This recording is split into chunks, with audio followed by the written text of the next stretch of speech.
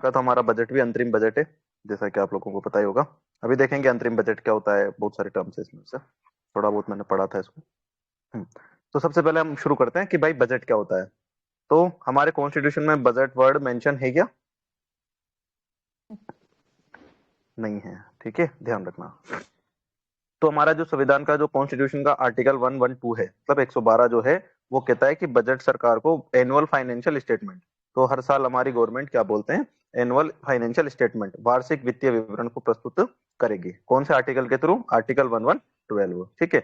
अब ये बात भी लिखी हुई है यहाँ पर कि संविधान में बजट शब्द का उल्लेख नहीं किया गया है, ठीक है। अब ये बजट जनरली क्या होता है, तो एक वित्तीय वर्ष में सरकार की अनुमानित प्राप्तियों और व्यय का विवरण, कि जो हमारा फाइनेंशियल ईयर होता है, तो उसमें सरकार की अनुमानित प्राप्ति कितनी है, प्राप्ति मतलब पैसा कितना आ रहा है, और व्यय हम खर्च कितना कर रहे हैं, इसके बारे में ये बताता है। अब जो बजट होता है इसमें दो प्रकार की चीजें होती है, एक राजस्व बजट और एक पूंजीगत बजट, ठीक है।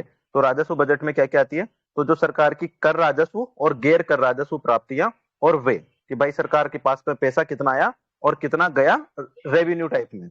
और पूंजीगत बजट में क्या आएगा, सरकार के पास में जो क्या बोलते हैं कैपिटल के रूप में, मतलब कैपिटल के रूप में उन्होंने कितनी चीजें खर्च करी और कितना चीजें उनके पास में कैपिटल के रूप में आई, ठीक है। तो क्या बोलते हैं, ये तो यूपीएससी ने एक बार पूछा भी हुआ है कि राजस्व बजट और पूंजीगत बजट में क्या डिफरेंस है। अभी शायद लेटेस्ट में पूछा था, 21 या 22 में कुछ पूछा था मेंस में, ठीक है। तो ये देख लेना आप एक बार।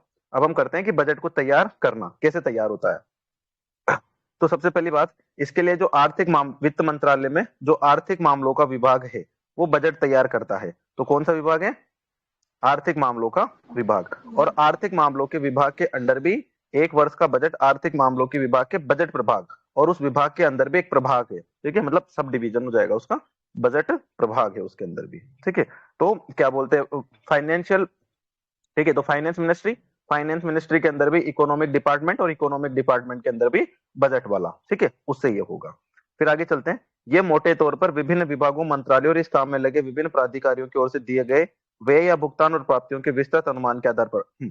अब इसमें क्या किया जाता है, मतलब दिसंबर के आसपास मीटिंग की जाती है और सभी मिनिस्ट्रीज को बुलाया जाता है कि हाँ भाई, हेल्थ मिनिस्ट्री वालों को कितना चाहिए, डिफेंस मिनिस्ट्री को कितना चाहिए, और क्या बोलते हैं वहां से कितना खर्च होगा, हमारा कितना पैसा आएगा, इन सारी चीजों का ये एस्टिमेशन किया जाता है, ठीक है।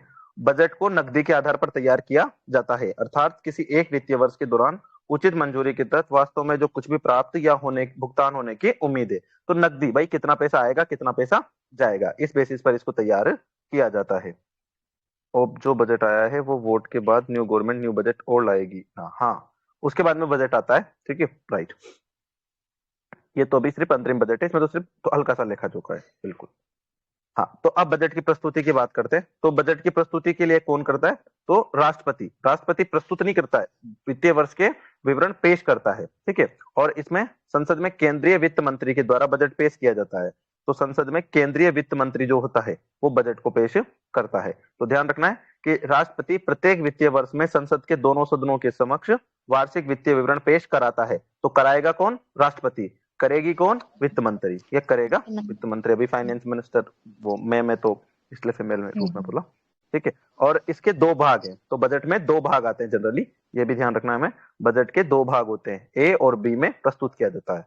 तो बजट का भाग ए क्या कहता है कि यह बजट का समष्टि, मतलब कि जो मैक्रो इकोनॉमिक्स वाला पार्ट होता है, ठीक है, मैक्रो इकोनॉमिक्स भाग होता है, मतलब इसमें सरकार की जितनी योजनाएं होती है, प्राथमिकताएं होती है, कितने अलग अलग सेक्टर्स हैं, उनके लिए क्या क्या पैसे दिए जाएंगे, निधि मतलब पैसे कितने दिए जाएंगे, उन सब के बारे में ये बताता है। तो सिंपल, बजट का भाग ये क्या होता है, मैक्रो इकोनॉमिक मतलब पूरा, मतलब जैसे अपन वो पढ़ते हैं ना माइक्रो इकोनॉमिक्स और मैक्रो इकोनॉमिक्स, तो मैक्रो मतलब जितना भी हमारे वो चीजें उनके बारे में बताता है। और बजट का भाग भी क्या करता है, ये वित्त विधेयक से संबंधित है, फाइनेंशियल बिल से। इसमें क्या होता है, आयकर संबंधी संशोधन और अप्रत्यक्ष कर जैसे कराधान प्रस्ताव इसमें शामिल होते हैं। तो ये फाइनेंशियल बिल से रिलेटेड होता है। और इसमें भाई क्या बोलते हैं, टैक्स कितना लग रहा है, ठीक है, और क्या बोलते हैं जो इनडायरेक्ट टैक्स है, ठीक है, ऐसी चीजों के इसमें प्रस्ताव शामिल होते हैं। अच्छा, ये चीज जरूर ध्यान रखना कि इसमें कौन कौन से बजट में पेश किए जाने वाले मुख्य दस्तावेज कौन से हैं। तो जो बजट में मुख्य रूप से जो पेश किए जाते हैं, ठीक है, तो वो वित्त मंत्री बजट भाषण के अलावा, एक तो बजट भाषण हो गया, उसके अलावा संसद में प्रमुख बजट दस्तावेज, एक तो ये है कि वार्षिक वित्तीय विवरण, अनुच्छेद 122 के तहत वार्षिक वित्तीय विवरण, अनुदान मांगे अनुच्छेद 113 के तहत, तो आर्टिकल 113 के तहत अनुदान मांग, आर्टिकल 112 के तहत वार्षिक वित्तीय विवरण फाइनेंशियल स्टेटमेंट वाला, वित्त विधेयक ये मनी बिल आर्टिकल 110, ठीक है, तो वित्त विधेयक हो जाएगा।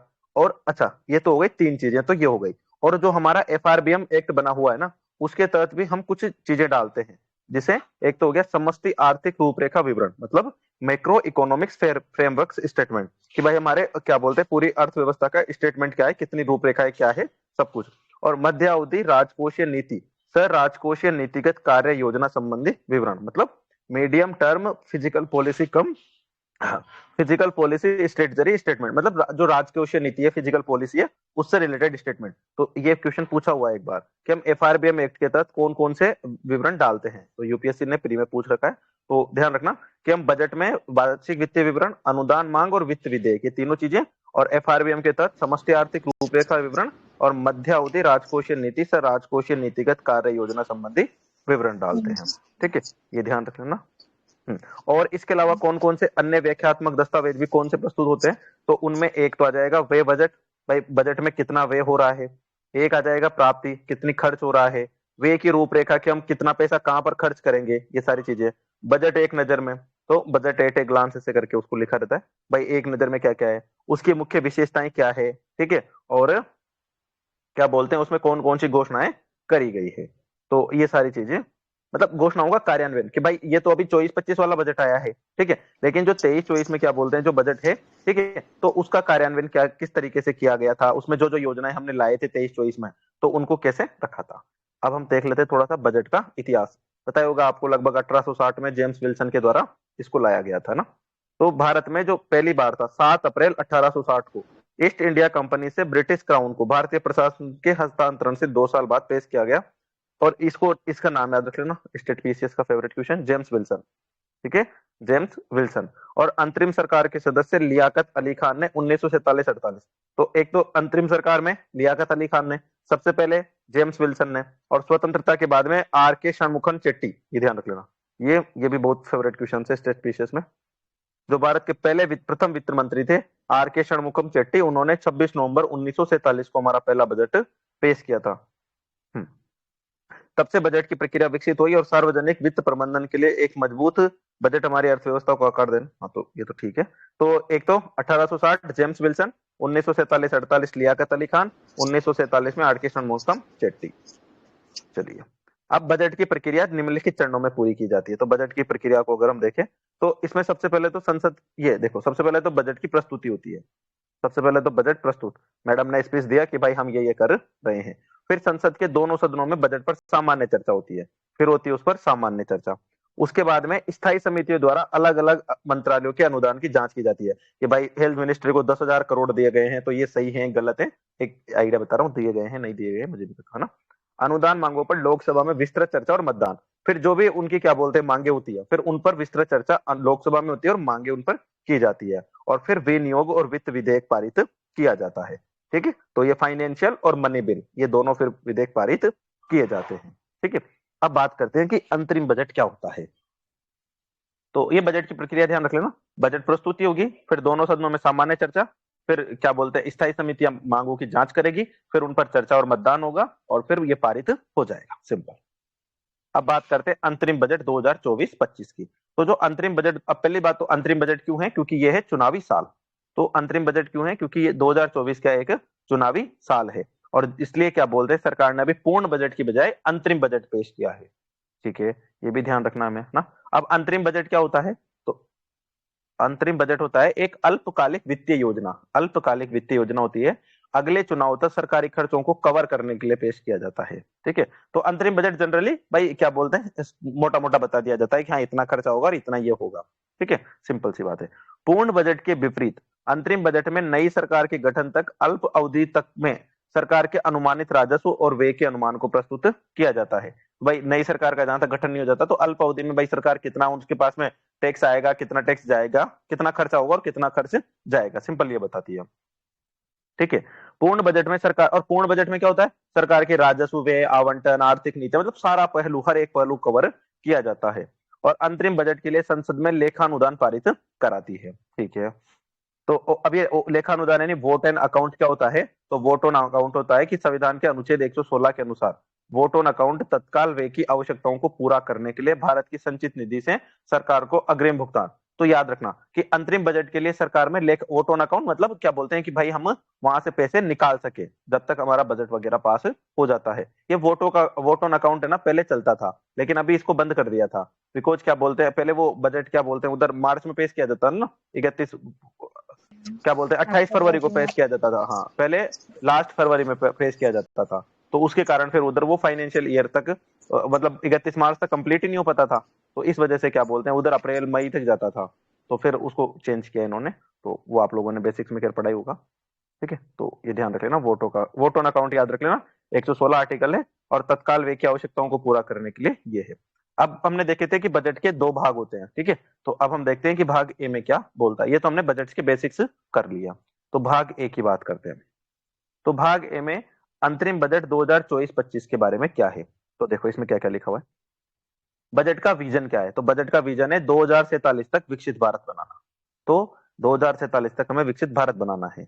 यह परिकल्पना सरकार की उस समृद्ध भारत की है जो आधुनिक, अब ये लाइन आप कहीं भी एडजेक्टिव मतलब टाप सकते हो, कहीं भी आए ना समावेशी विकास वगैरह में, तो इसको आराम से लिख सकते हो ना कि यह परिकल्पना सरकार की उस समृद्ध भारत की है जो आधुनिक अवसंरचना के साथ प्रकृति के साथ तालमेल रखते हुए नागरिकों और सभी क्षेत्रों को अपना सामर्थ्य हासिल करने के अवसर दे रहा है। सिंपल देखो यहाँ पर इन्होंने क्या क्या डॉट्स कनेक्ट किए। आधुनिक अवसंरचना, ठीक है, समृद्ध भारत, आधुनिक अवसंरचना, प्रकृति यानी इन्वायरमेंट को इन्होंने साथ में लिया है, और सभी नागरिकों और सभी क्षेत्रों, नागरिक और क्षेत्रों को अपना सामर्थ्य हासिल करने के अवसर दे रहा है। तो ये चीजें इन्होंने करी है। अब बजट का विकास मंत्र क्या है। तो हमारा वही है मोदी जी वाला, सबका साथ सबका विकास सबका विश्वास और सबका प्रयास का राष्ट्रीय दृष्टिकोण। अब ये नई चीज जोड़ दी इन्होंने, सबका साथ सबका विकास सबका विश्वास और फिर अब सबका प्रयास। हम सबको मिलकर के काम करना होगा तब जाकर के ये होगा। ठीक है, अब हम थोड़ा सा इधर देख लेते हैं कि इस समावेशन के सभी तत्वों को शामिल करना इस बजट का दर्शन है। इस समावेशन के सभी तत्व मतलब सभी को इसमें शामिल कर लिया। चाहे सामाजिक समावेशिता हो गई, सामाजिक का मतलब सोशल, जिसमें समाज के सभी वर्ग शामिल हो गए कि कोई भी नहीं छूटा इसमें। और भौगोलिक में सभी क्षेत्र, चाहे नॉर्थ ईस्ट हो चाहे वो हमारा साउथ हो, सभी को शामिल करना, सभी वर्गों को शामिल करना। इसी तरीके से क्या बोलते हैं हम हमारा विकसित भारत लेकर के आ सकते हैं। तो जब भी समावेशी वाले पे क्वेश्चन हर साल आता है, समावेशी विकास पे क्वेश्चन, यहाँ से आप उसको पॉइंट आउट कर सकते हो। ठीक है, अब ये देखो यहाँ पर एक अच्छा इन्फोग्राफिक है कि सबका साथ सबका विकास, जिससे होगा सबका समग्र विकास, और सबका साथ सबका विकास सबका विश्वास सबका प्रयास द्वारा समर्थित जनसांख्यिकी, लोकतंत्र और विविधता की ट्रिनिटी। अब ये ट्रिनिटी वर्ड याद रख लेना कि ट्रिनिटी में क्या है, जनसांख्यिकी, लोकतंत्र और विविधता। जब हम इन तीनों को मिलाएंगे सबके प्रयास के द्वारा, तो हमारा देश क्या बन जाएगा, विकसित भारत। ठीक है, तो मतलब जनसांख्यिकी, लोकतंत्र, विविधता, जब ये तीनों मिलकर के इनका तीनों का प्रयास होगा साथ में, तो हमारा भारत क्या हो जाएगा, विकसित भारत हो जाएगा। कितने शानदार है ना। तो इसको मेंस में हम आराम से यूज कर सकते हैं। अब इसमें यह बोला गया है कि हम 4 लोगों पर मुख्य फोकस करेंगे। भाई 4 हमारे फोकस के क्षेत्र होंगे। कौन होंगे भाई वो 4 फोकस के क्षेत्र। तो एक तो होंगे गरीब, क्या हो गया इसके, एक तो होगा गरीब व्यक्ति। ठीक है, तो जो भी पुअर पर्सन है, फीमेल महिलाएं ये तो रहेंगी है ना, और युवा यूथ, युवा या अमृत पीढ़ी, इसको अमृत पीढ़ी बोला जा रहा है तो अमृत पीढ़ी आ जाए तो कंफ्यूज मत होना ना। अन्नदाता जिसको हम बोल रहे हैं किसान, अन्नदाता या किसान। तो गरीब, महिलाएं, अमृत पीढ़ी, अन्नदाता, किसान। तो यूपीपीसीएस में तो पूछ भी सकता है कि बजट में कौन से 4 एरियाज को डिफाइन किया गया है, 4 फोकस के क्षेत्र कौन से। तो पुअर, महिलाएं, युवा, अन्नदाता, और वहां पर विकलांग डाल देंगे वो ऑप्शंस में। ठीक है, या दिव्यांगजन, 2016 से मोदी जी ने बोला ना विकलांग मत बोलो भाई, दिव्यांगजन बोलो उन्हें। ठीक है, तो दिव्यांगजन, तो ध्यान रखना ये 4 के नाम। चलो आगे चलते हैं। अब फोकस के क्षेत्रों में प्रमुख उपलब्धियां। अब भाई इन पे फोकस कर रहे हैं तो इनमें क्या किया है तुमने कि अभी फोकस किया है। तो सबसे पहली बात करिए गरीब की। अब ये गरीबी पे हमारे पास में अच्छा डाटा है यहाँ का ना, ध्यान रखना। तो सबसे पहली बात तो गरीबी उन्मूलन, 25 करोड़ लोगों को बहुआयामी गरीबी से मुक्ति मिली है। अब ये ध्यान रखना, multi dimensional poverty, multi dimensional poverty में सिर्फ ये नहीं है कि उसको सिर्फ रोटी मिली हो, उसको बहुत सारी चीजें। मल्टी डायमेंशनल पॉवर्टी में हम देखे थे 3 इंडिकेटर्स होते हैं, स्वास्थ्य, हेल्थ, और क्या बोलते हैं सॉरी स्वास्थ्य, एजुकेशन, और एक और मतलब बेसिक्स ऑफ लाइफ, जिसमें क्या बोलते हैं उसके वो बैंक अकाउंट भी अपने अगर नीति आयोग वाला देखोगे तो उसमें बैंक अकाउंट भी है, उसके घर में फ्यूल अच्छा है कि नहीं है, ऐसी चीजें आ जाती है। और हेल्थ में क्या बोलते हैं उसको अच्छा स्वास्थ्य मिल पा रहा है, एजुकेशन में शिक्षा मिल पा रही है नहीं। तो ये पूरा का पूरा बहुआयामी तरीके से 25 करोड़ लोगों को 25 करोड़ लोगों को हमने बहुआयामी गरीबी से मुक्ति मिली है। सिंपल सी बात है कि इंडिया में कितने गरीब हैं, यही देख लो पहले तो। 25 करोड़ लोग तो निकालते फिर भी गरीबी है, ठीक है। और एक है प्रत्यक्ष लाभ अंतरण, डायरेक्ट डायरेक्ट बेनिफिट ट्रांसफर। तो डायरेक्ट बेनिफिट ट्रांसफर जिसमें पीएम जनधन खाते के तहत 34 लाख करोड़ रुपए के डीबीटी के जरिए सरकार को 2.7 लाख करोड़ रुपए की बचत हुई। हाँ, तो ये डीबीटी, तो डीबीटी स्कीम के हमने क्या किया, 34 लाख करोड़ रुपए के डीबीटी के जरिए 2.7 लाख करोड़ की बचत हुई है। क्यों भाई, डायरेक्ट पैसा जा रहा है तो लूप होल्स नहीं रह गए, ठीक है। ऐसी बहुत सारी पीएम स्वनिधि स्कीम जो लॉन्च की गई थी, ठीक है, उसमें 78 लाख स्ट्रीट वेंडर्स को ऋण सहायता प्रदान की गई है। 2.3 लाख स्ट्रीट वेंडर्स को तीसरी बार क्रेडिट मिला है, लोन, ठीक है। तो ये हो गया, जब तक इंसान का एंड नहीं तब तक गरीब, राइट। फिर एक आते हैं हम पीएम जनमन योजना। तो पीएम जनमन योजना में क्या है, पीएम जन, इसकी सहायता से विशेष रूप से कमजोर आदिवासी समूहों तक पहुंचने में मदद मिली है। तो जनमन योजना, ये एक मतलब मैंने तो पहली बार ही सुनी है जनमन, तो इसको पढ़ लेना एक बार। पीएम जनमन योजना किससे रिलेटेड है, कमजोर आदिवासी समूहों को मतलब इसने वो कराया है, बाहर निकाला है विशेष रूप से, ठीक है। ये पीएम विश्वकर्मा योजना अभी करी गई थी तो शुरू, कारीगरों और शिल्पकारों को शुरू की है, ठीक है।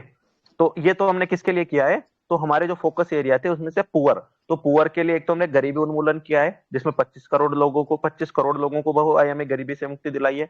Direct benefit transfer, PM Svanidhi, PM जनमन में आदिवासी समूहों को बाहर निकाला है, और पीएम विश्वकर्मा में कारीगरों और शिल्पों को शुरू से अंत तक। हाँ, मोदी जी ने उनके जन्मदिन के दिन करी थी शुरुआत, बिल्कुल सही। अब आते हैं हम फीमेल्स। भाई फीमेल का डाटा याद कर लेना, बहुत इंपॉर्टेंट है। सबसे पहली बात तो महिला उद्यमियों को मुद्रा योजना, एक मुद्रा योजना शुरू की थी, उसके तहत 30 करोड़ रुपए का ऋण दिया गया है। कितने करोड़ का, 30 करोड़ रुपए का ऋण, ठीक है। ये ध्यान रख लेना, मतलब ये अभी ये ऐसा नहीं है कि वो प्री में पूछ लेगा कि कितने करोड़ का ऋण दिया गया, 30 करोड़, मतलब वो ये है कि हम मेंस में इसको यूज कर सकते हैं, ठीक है। तो मेंस के लिए भी जनरली ये है। पिछले 10 वर्षों में उच्चतर शिक्षा में 10 वर्षों में उच्चतर शिक्षा में महिला नामांकन में 28% की वृद्धि हुई। तो जहां भी क्या बोलते हैं फीमेल एजुकेशन की बात करनी और अच्छे पॉइंट्स बताने हो, ये लिख दो कि भाई फीमेल जो नामांकन है उसमें 28% की वृद्धि हुई है, ठीक है। एक स्टेम कोर्स होता है, स्टेम में साइंस, टेक्नोलॉजी, इंग्लिश और मैथ ऐसे करके कोर्स है शायद, ठीक है। इसमें लड़कियों और महिलाओं का नामांकन 43% है, ये आंकड़ा दुनिया में सबसे अधिक है। तो स्टेम कोर्स में लड़कियों और महिलाओं के नामांकन में सबसे ज्यादा भारत है, ठीक है, ये ध्यान रख सकते हो। 3 तलाक गैर कानूनी बनाकर महिला गरिमा की सुरक्षा की गई है, तो ये देखो 3 तलाक इन्होंने हाईलाइट कर दिया। लोकसभा राज्यसभा में 128वें संविधान संशोधन विधेयक के तहत महिलाओं के लिए 1/3 सीटें, ये तो हमें पता ही है खैर, ठीक है। ग्रामीण क्षेत्रों में पीएम आवास योजना के तहत 70% से अधिक मकान महिलाओं को या एकल या संयुक्त मालिकों के रूप में प्रदान किए गए हैं। तो जो पीएम आवास योजना है उसमें 70% से ज्यादा मकानों में या तो जो उसका मुखिया है उस मकान का, वो या तो महिला अकेली है या संयुक्त रूप से वो हस्बैंड वाइफ दोनों है, ठीक है। तो ये ध्यान रखना है हमें महिलाओं के लिए। और एक यहाँ पर लिख रही है महिला श्रम बल भागीदारी दर, इसमें भी बढ़ोतरी हुई है। जहां 2017-18 में ओनली 23% थी, 2022-23 में 37% महिला श्रम बल में भागीदारी देखी गई है, female labour force participation rate, ठीक है। चलो, तो ये हो गया।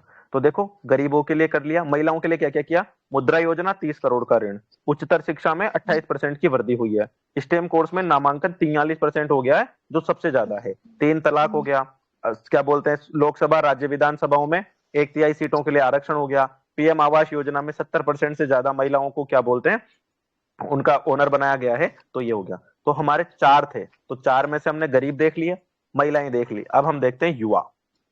तो 4 फोकस एरिया में से अगले हैं युवा। तो युवा को बोलते हैं यूथ या अमृत पीढ़ी। तो अमृत पीढ़ी क्या है, पहली बात राष्ट्रीय शिक्षा नीति 2020 परिवर्तनकारी सुधारों की शुरुआत कर रही है। इसमें एक तो है पीएम श्री का नाम आप लोगों ने सुना होगा, PM schools for rising India, ठीक है। इसमें गुणवत्तापूर्ण पढ़ाई हो रही है, बच्चों का समग्र विकास किया जा रहा है। तो यूथ में पहली बात तो पीएम श्री की करिए। कौशल भारत मिशन एक स्टार्ट किया गया था, 1.4 करोड़ युवाओं को प्रशिक्षित किया गया है भाई साहब, 1.4 करोड़ युवाओं को, और 54 लाख युवाओं के कौशल को अपग्रेड किया गया है कि उनको लक्षण कम थे तो लक्षण ज्यादा दिए, मतलब उनमें कम थे तो वो ज्यादा दिए गए हैं। 3000 नए आईटीआई की स्थापना, आईटीआई है आईआईटी नहीं है, ध्यान रख लेना, 3000 नए आईटीआई की स्थापना की गई है। और सॉरी, उच्चतर शिक्षा के लिए कुछ नए संस्थान बनाए गए हैं, ये रख लेना भाई, ठीक है। ये कहीं भी पूछ लेगा, पूछने वाले प्री नहीं मेंस में तो आप लिख सकते हो 7 आईआईटी, 16 आईआईटी, 7 आईआईएम, 15 एम्स और 390 विश्वविद्यालय स्थापित किए गए हैं। तो ये किए गए हैं हमने। ये पीएम मुद्रा योजना वापिस से आ गई। कुल मिलाकर 22.5 लाख करोड़ के 43 करोड़ लोन स्वीकृत किए गए। तो 22.5 लाख करोड़ के 43 करोड़ लोन, ठीक है। फंड्स ऑफ फंड हो गया, startup India, startup credit guarantee योजना है, ठीक है। तो ये युवाओं की सहायता के लिए है। खेलों की बात करें तो एशियाई खेलों और एशियाई पैरा खेलों के पदक में अब तक का सबसे बेहतरीन स्थान हमने हासिल किया है। क्या पता स्टेटमेंट ये इस बार यूपीएससी के प्री में आ जाए, ठीक है। 2023 में शतरंज की खिलाड़ी प्रज्ञानंद ने मौजूदा विश्व चैंपियंस में कार्लसन के विरुद्ध, ये हार गए थे वैसे कार्लसन से, लेकिन कड़ी चुनौती पेश करी। भारत में वर्तमान में 80 से अधिक शतरंज ग्रैंड मास्टर है, जबकि 2010 में इनकी संख्या कुछ 20 से कुछ ज्यादा ही थी, मतलब 20-25 के आसपास थी। तो अब देखो युवाओं के लिए क्या किया। एक तो नेशनल एजुकेशन पॉलिसी है, पीएम श्री में पढ़ाई कर रहे हैं, कौशल भारत मिशन से वो स्किल सीख रहे हैं। क्या बोलते हैं, हमने नए नए शिक्षा संस्थान बना दिए, एम्स आईआईटी करके। पीएम मुद्रा योजना के तहत उनको लोन दे दिया। Funds of fund, startup India, startup credit योजनाएं ये दे दी। खेलों की बात करें तो एशियाई खेल और एशियाई जो पैरा खेल है उनमें हमने सबसे बेस्ट प्रदर्शन किया है। जो प्रज्ञानंद हैं मौजूदा विश्व चैंपियन जो मैग्नस कार्लसन के विरुद्ध उन्होंने कड़ी चुनौती पेश करी थी, 80 से ज्यादा ग्रैंड मास्टर हैं। तो ये चीजें हमने करी है। इसमें भी मोदी जी का हाथ है शतरंज ग्रैंड मास्टर बनाने में भी, ध्यान रखना, ठीक है। Lighter note. चलो अब बात करते हैं अन्नदाता की। तो हमारे 4 फोकस 84 हो गए। अच्छा हाँ, तो हमारे क्या बोलते हैं 4 फोकस एरिया थे, कौन कौन से थे? गरीब, युवा, महिला और किसान, ठीक है। तो अब हम क्या बोलते हैं, आगे हैं अन्नदाता किसान पर। तो जो पीएम किसान सम्मान योजना है, एक तो पीएम किसान सम्मान योजना, इसके तहत 11.8 करोड़ किसानों को प्रत्यक्ष वित्तीय सहायता, और लघु और सीमांत किसान, तो जो लघु और सीमांत किसान है उनको 11.8 करोड़ किसानों को प्रत्यक्ष वित्तीय सहायता प्रदान की गई है, वही डायरेक्ट बेनिफिट ट्रांसफर। पीएम फसल योजना, 4 करोड़ किसान इससे लाभान्वित हो रहे हैं फसल बीमा योजना से, ठीक है। फिर एक है इलेक्ट्रॉनिक्स राष्ट्रीय कृषि बाजार, ये शायद वो ई नाम वाला है ना, ई नाम, ठीक है। E electronic national agriculture market, right, e NAM वाला है ना। इसमें क्या बोलते हैं, कितना 1361 मंडियों को एकीकृत किया गया और 3 लाख करोड़ रुपए के मूल्य का कारोबार हो रहा है। 1.8 करोड़ किसानों को सेवाएं मिल रही है। सिंपल सी बात है, ई नाम की इसमें बात की गई है। अन्य उपायों में बात करें तो किसान केंद्रित नीतियां, आय की सहायता, मूल्य, बीमा समर्थन, स्टार्टअप के माध्यम से प्रौद्योगिकी को, नवाचार को बढ़ावा, ये सारी चीजें हमने इसमें करी है। अच्छे अच्छे डाटा हैं, इनको आप लग कर सकते हैं। अब आते हैं हमारी अमृत काल के लिए क्या रणनीति है। भाई साहब नाम तो तगड़ा निकाला ही है। तो सबसे पहली बात है सतत विकास, सस्टेनेबल डेवलपमेंट। तो सबसे पहली बात तो वही है कि 2070 तक हमें नेट जीरो एमिशन को हासिल करना है। नेट जीरो तो है ना, ठीक है। इसके लिए हमने पवन ऊर्जा के लिए वायबिलिटी गैप फंडिंग स्टार्ट किया है। पवन ऊर्जा के लिए viability gap funding scheme start करी है। कोयला गैसीकरण और द्रवीकरण क्षमता की स्थापना करी है। कोयला गैसीकरण और द्रवीकरण क्षमता की स्थापना। सीएनजी, पीएनजी, संपीड़ित बायोगैस को चरणबद्ध तरीके से अनिवार्य सम्मिश्रण, तो सीएनजी का, पीएनजी का, इनका अनिवार्य मिश्रण कर सके, ठीक है। बायोमास एकत्रीकरण मशीन के लिए वित्तीय सहायता, तो बायोमास वाली के लिए। तो ये तो हो गई हमने नेट जीरो में क्या क्या और कर रहे हैं। छत पर सौर ऊर्जा संयंत्र स्थापित करना, वो सोलर रूफ वाला आया था ना, तो इससे 1 करोड़ घरों के लिए प्रतिमाह 300 यूनिट तक मुफ्त बिजली हो जाएगी। सार्वजनिक परिवहन नेटवर्क के लिए ई बसों को अपनाना, तो ई बसें, ठीक है, ई बसों को हो गया। विनिर्माण और चार्जिंग अवसंरचना का ई वाहन परिवेश, ठीक है भाई, रोडों पर चार्जिंग स्टेशन बना दिए, कहीं पर किसी की बैटरी खत्म हो गई तो बैठ गया और चार्जिंग करके, जैसे पेट्रोल पंप होते हैं वैसे चार्जिंग स्टेशन। पर्यावरण के अनुकूल विकल्पों को समर्थन करने के लिए बायो मैन्युफैक्चरिंग और बायो फाउंड्री संबंधी नई योजनाएं। अब देखो जहां भी सस्टेनेबल डेवलपमेंट आए, गवर्नमेंट ने क्या किया, चेप दो इन्हें। और उपलब्धियां क्या है, अब देखो उपलब्धियां भी है, ठीक है। पीएमयू, ये प्रधानमंत्री उज्ज्वला योजना के तहत 10 करोड़ एलपीजी बांटे। उज्ज्वला योजना के तहत 10 करोड़ एलपीजी कनेक्शन दिए। 36.9 crore LED bulb, 72 lakh LED tubelight हमने बांट दी है। उज्ज्वला के तहत 23.6 लाख ऊर्जा कुशल पंखे वितरित किए गए। एसएनएलपी के तहत 1.3 करोड़ स्ट्रीट लाइट है। गैर जीवाश्म ईंधन की, हाँ ये ध्यान, ये इंपॉर्टेंट है।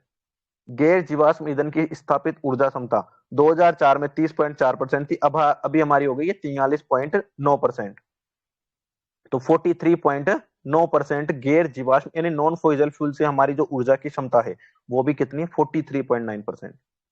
अच्छा डाटा है।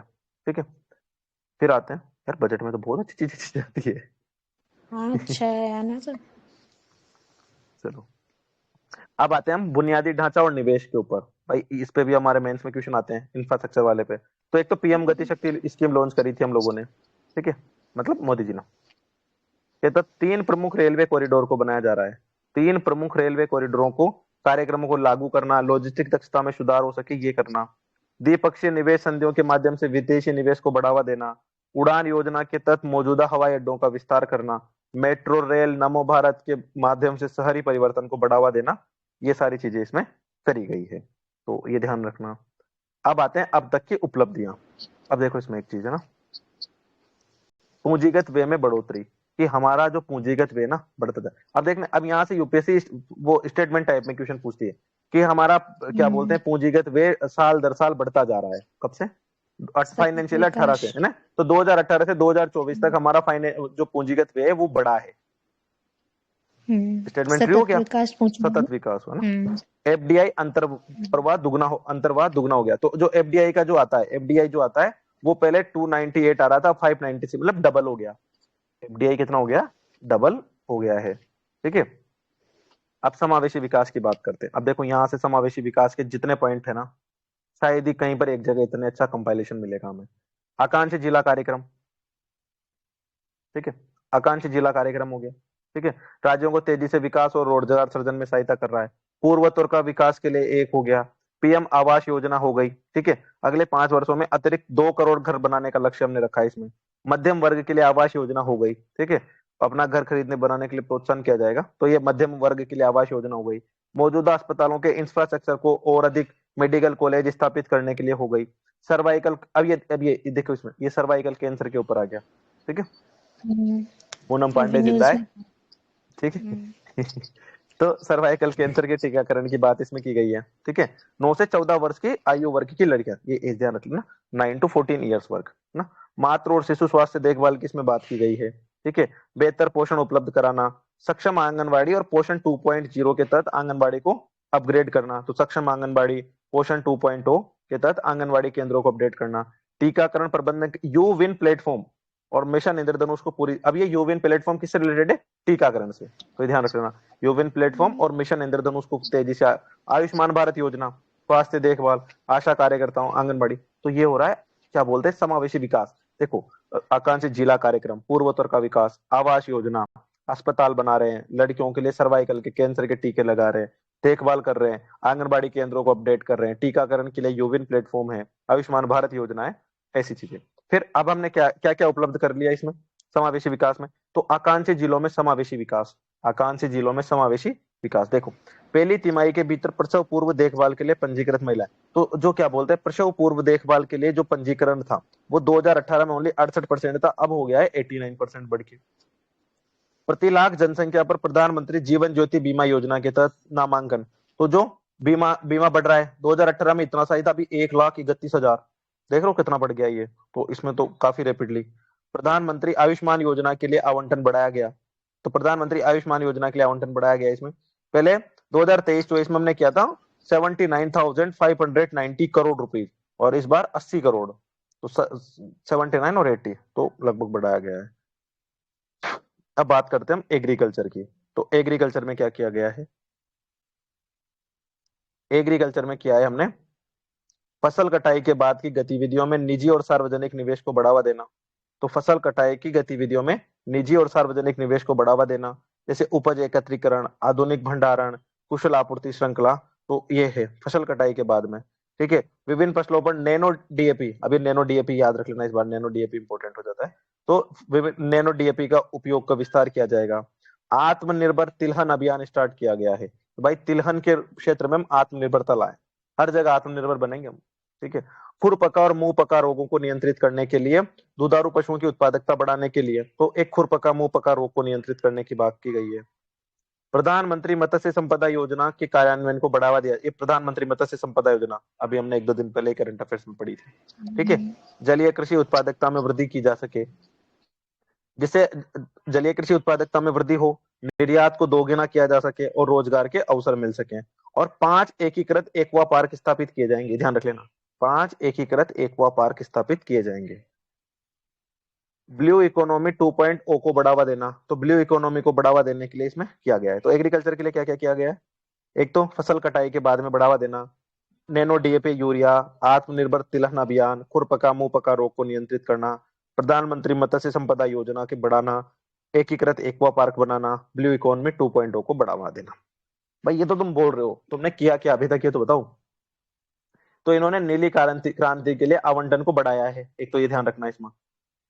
2025 ये 2023-24 में 2025 करोड़ था, इस बार इन्होंने 2352 करोड़ कर दिया, लगभग 300 करोड़ इन्होंने बढ़ा दिया भाई, ठीक है।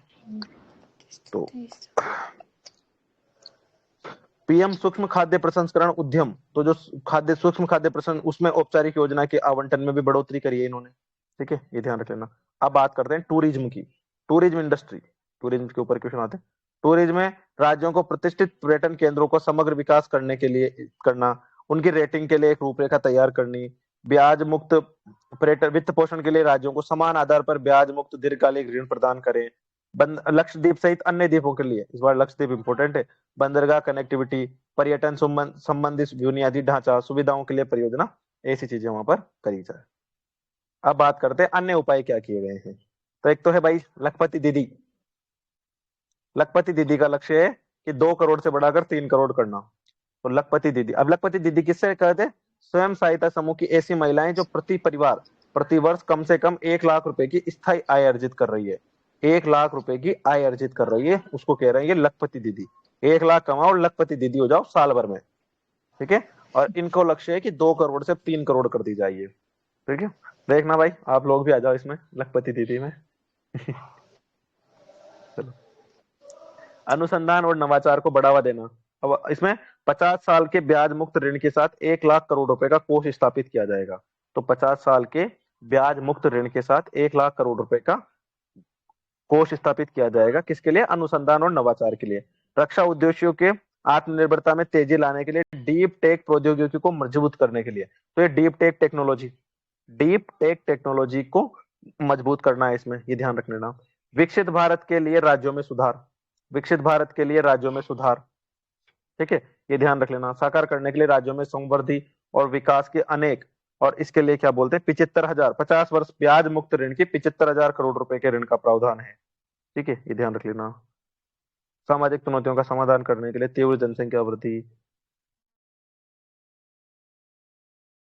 ये तो ठीक है, वही बात करते हैं अपन टैक्स वगैरह की। ये हो गया हमारा भाग ए। माइक्रो इकोनॉमिक्स में हमने क्या क्या किया है, हमारे फोकस एरियाज क्या हैं, हमने देख लिया, ठीक है। अब बात करते हैं भाग बी की, प्रत्यक्ष और अप्रत्यक्ष कर। तो सबसे पहले तो डायरेक्ट टैक्स, ठीक है।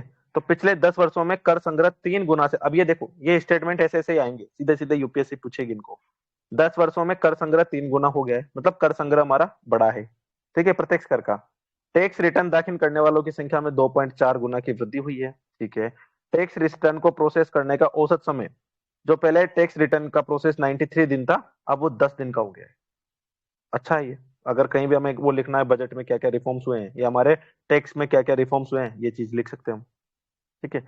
7 लाख रुपए तक की आय वाले करदाताओं पर कोई कर देनदारी नहीं है। तो जिसकी इनकम 7 लाख रुपए है, मतलब लखपति दीदी पे पैसा टैक्स नहीं देना है, ठीक है। चलो, खुदरा व्यवसायों के लिए प्रिजिम्पटिव प्रावधान की सीमा 2 करोड़ से बढ़ाकर 3 करोड़।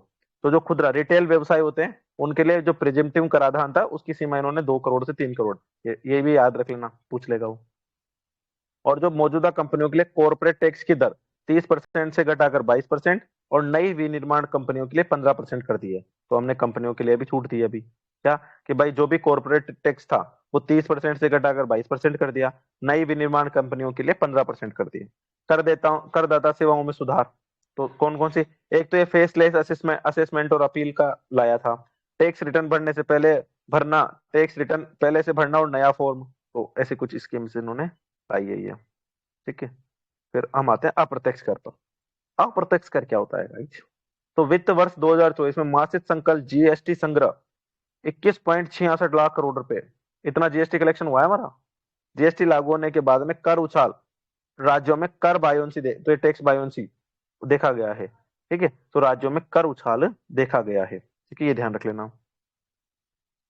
अधिकांश वस्तुओं और सेवाओं की लॉजिस्टिक लागत में उनकी कीमत में कमी आई है, ये तो ठीक है। इंपोर्ट रिलीज टाइम में कमी आई है। हाँ, इंपोर्ट रिलीज टाइम, ये इंपोर्ट रिलीज टाइम मतलब वहां पर वो जो कंटेनर वाला होता है ना, तो भाई वो कितना जाता है, तो अंतरदेशीय कंटेनर डिपो पर 47%, एयर कार्गो कॉम्प्लेक्स पर 28% और पोर्ट्स पर 27% का टाइम कम हुआ है। ठीक है, चलो। टैक्स आर्बिट्रेज और चुंगी को समाप्त करके आपूर्ति श्रृंखला को बेहतर बनाया गया है। अब ये देखो भाई, हमारा हम्म, कर प्राप्तियों का समग्र रुझान की बात करें तो इसमें सकल कर प्राप्तियां, तो जो हमारा टोटल टैक्स कलेक्ट हो रहा है, तो 2022-23 में 11.2 था, 11.1, 11.6 और 11.7। तो अब ये डायरेक्ट बढ़ा नहीं है, घटा भी है, ये ध्यान रखना। ठीक है, तो मतलब ऐसा नहीं है कि पूरा का पूरा 11.2 फिर 1 फिर 6 और फिर 7। ठीक है, ऐसे इसमें 6.1 6.0, तो वो एक यहाँ पर हो गया इसमें ना, तो ये देख लेना, ये विषय तो सतत विकास हम्म सतत नहीं बढ़ा है ना सर। सतत नहीं हुआ है ये। ठीक है, ये देख लेना इसमें। चलो अब आते हैं कर प्रस्ताव। कर प्रस्ताव क्या होता है ये? तो कराधान में निरंतरता, स्टार्टअप और सोवरेन वेल्थ फंड या पेंशन फंड द्वारा किए गए निवेश के लिए कुछ कर लाभ तथा कुछ कर आईएफसी के यूनिट्स के लिए कर छूट को, तो जो कर छूट है उसको 31 मार्च 2025 तक हमने बढ़ाया है, इतना सा ध्यान रख लेना। कर छूट है कुछ उसको, बकाया प्रत्यक्ष कर को माफ किया गया है। हाँ, ये देखो, ये एक अच्छी चीज करी कि भाई जो कुछ ओल्ड जो इनकम टैक्स था ना, जो डायरेक्ट टैक्स था, अगर वो नहीं दिए पाए तो अगर 2005 9 10 तक वो जो 25,000 रुपए तक का था उसको माफ कर दिया है, और 11 से 15 के लिए जो 10,000 रुपए तक का कर टैक्स था किसी ने नहीं चुकाया था उसको माफ कर दिया है, और इससे 1 करोड़ करदाताओं को लाभ होने की उम्मीद है।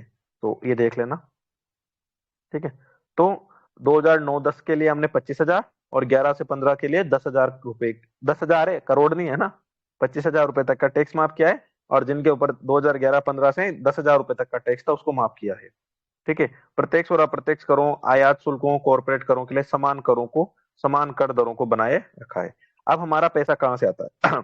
तो हमारे आयकर मतलब टैक्स से हमें मिलता है लगभग 19 रुपए। ठीक है, अगर हम 100 रुपए हैं तो हमें टैक्स से, आयकर से मिलता है, इनकम टैक्स से 100 रुपए।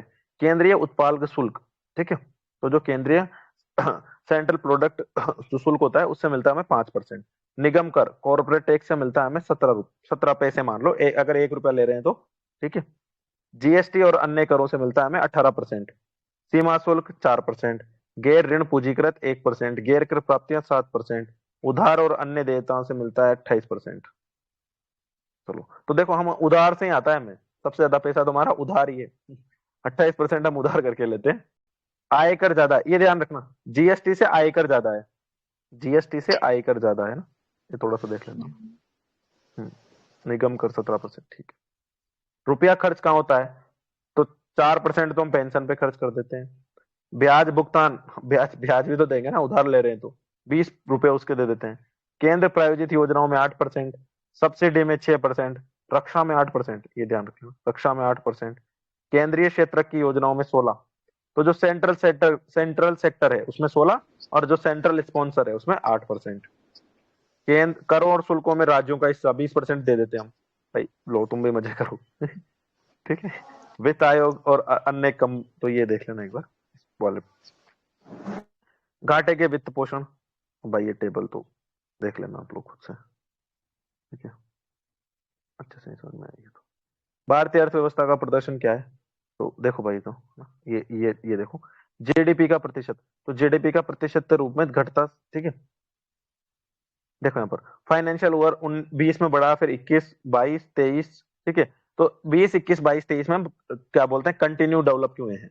तो ध्यान रखना, 19 में कोविड आ गया था ना, तो 19 में हम अच्छा खासा डेवलप कर रहे थे, फिर एकदम से कोविड आया, तो 20 से 21, अगर कोई पूछे कि लास्ट 5 साल, तो 23 24 हो गया ना, तो 5 साल में हम ग्रेजुअली डिपेंड नहीं करे हैं, लेकिन लास्ट के कोई 3 4 साल पूछेगा ना तो हम किए हैं, मतलब फाइनेंशियल ईयर 20 से पूछे 23 24 तक, तो 24 में भी हम करेंगे इसे, क्योंकि तो फर्स्ट क्वार्टर का आया है अभी तो।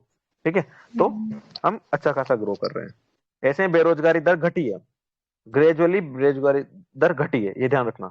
ठीक है, तो पहले 6.1 हुआ करती थी, अब ये डाटा अपन बेरोजगारी में कहीं भी यूज कर लो। ठीक है, 3.2% है अभी, 3.2। ठीक है, सकल अग्रिम प्रतिशत के रूप में घटता जीएनपी है। ठीक है, तो ये है। डिजिटल ट्रांजेक्शन बढ़े हैं हमारे देश में। जीएसटी संग्रह में वृद्धि हुई है।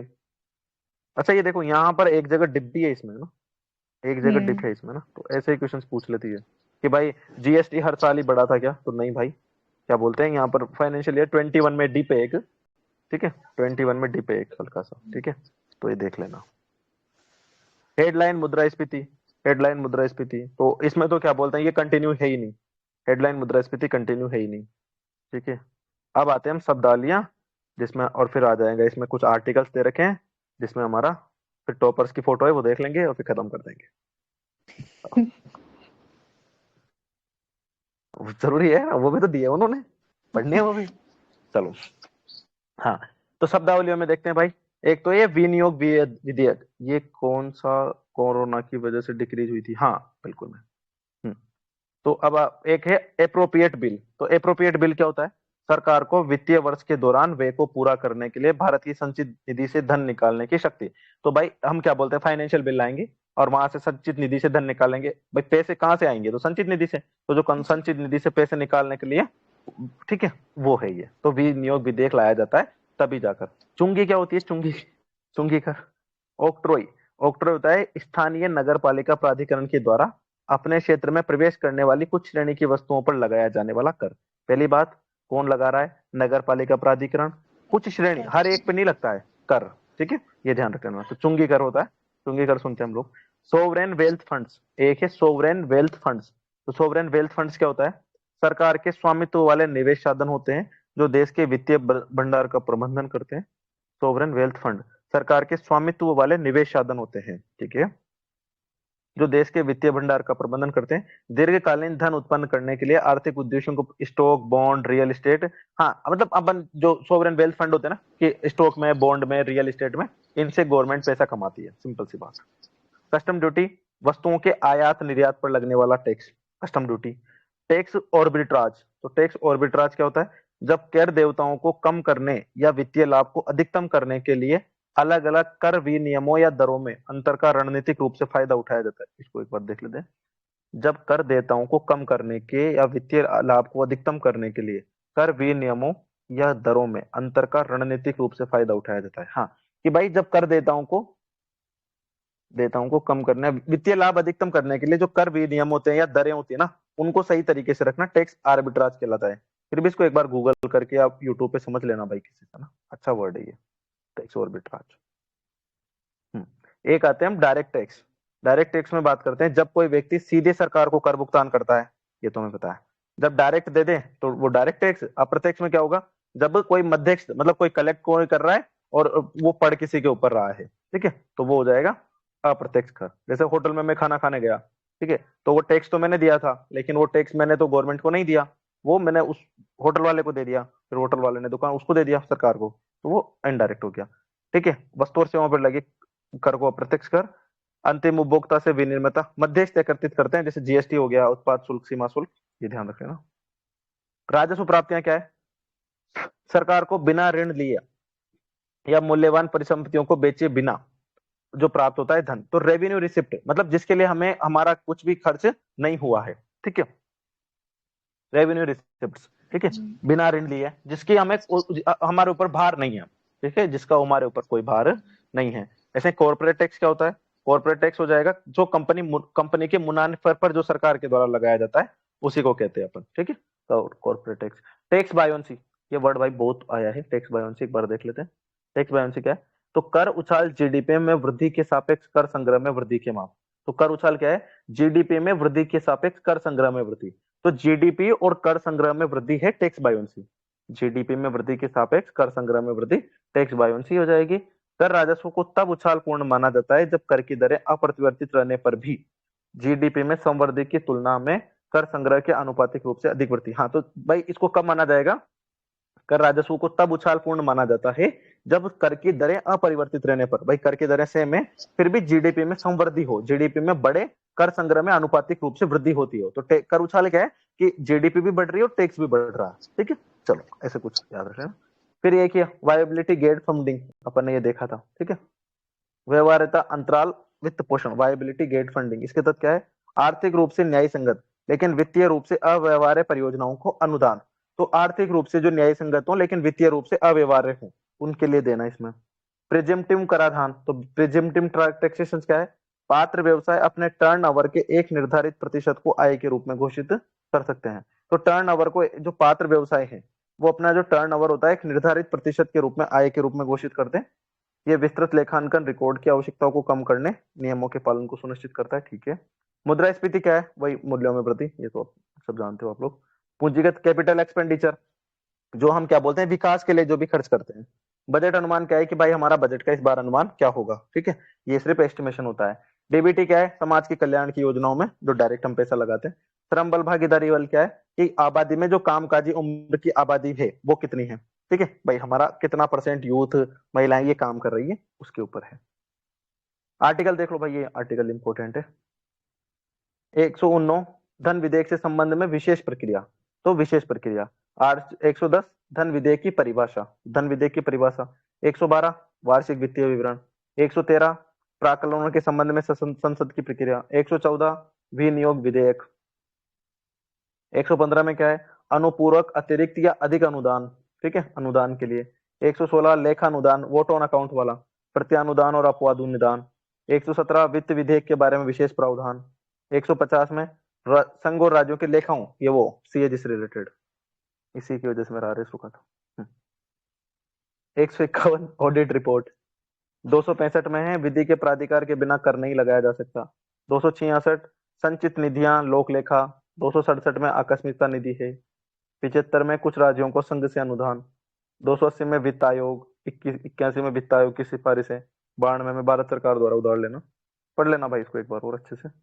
बाकी ऊपर का तो अपन ने अच्छे से कर लिया था, लास्ट में कुछ टर्म्स वगैरह को अगर समझ में नहीं आए तो गूगल कर लेना, अच्छी टर्म्स है। बाकी तो हो गया, धन्यवाद। रिकॉर्डिंग बंद कर देते हैं।